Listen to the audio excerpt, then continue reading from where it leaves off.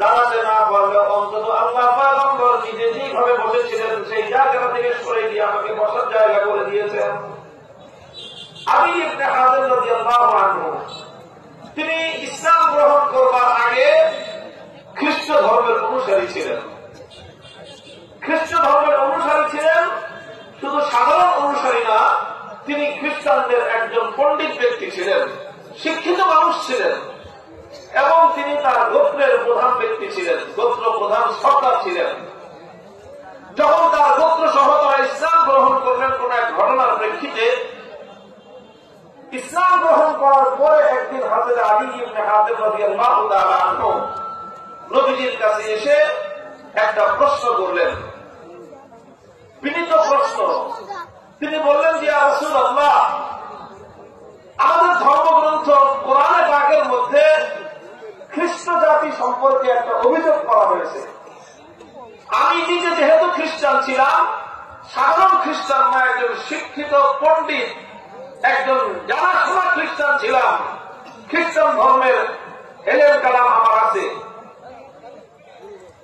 সেই এলেমের ভিত্তিতে আমি বলতেছি যে আল্লাহর কোরআনের মধ্যে খ্রিস্টানদের সম্পর্কে যে অভিযোগটা করা হয়েছে, আমি যেহেতু নিজে খ্রিস্টান ছিলাম, আমার জানার মতে সেই অভিযোগটা আমার কাছে অবাস্তব মনে হয়।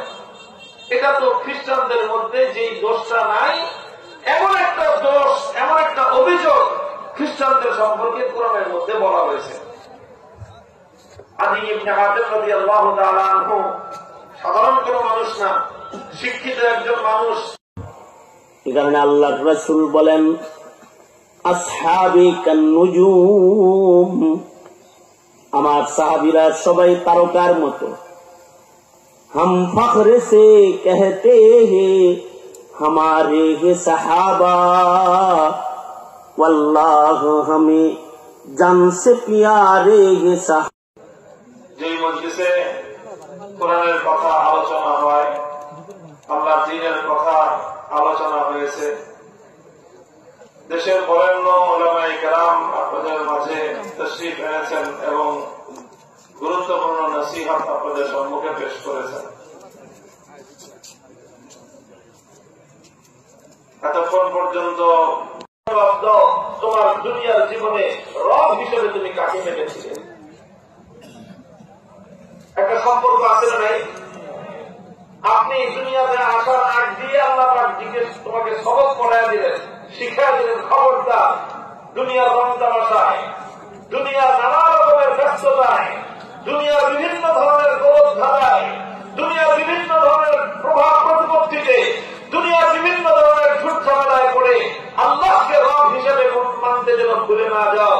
খবরদার, খবরদার, এই কথা বলে দিয়ে আমরা দুনিয়াতে পাঠাইলেন।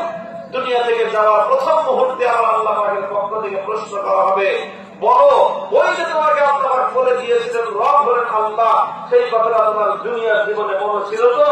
এই জন্যই প্রথম প্রশ্ন হবে, মার রব্বুকা, জবাব দে বেটা, তোর রব কে ছিল দুনিয়াতে?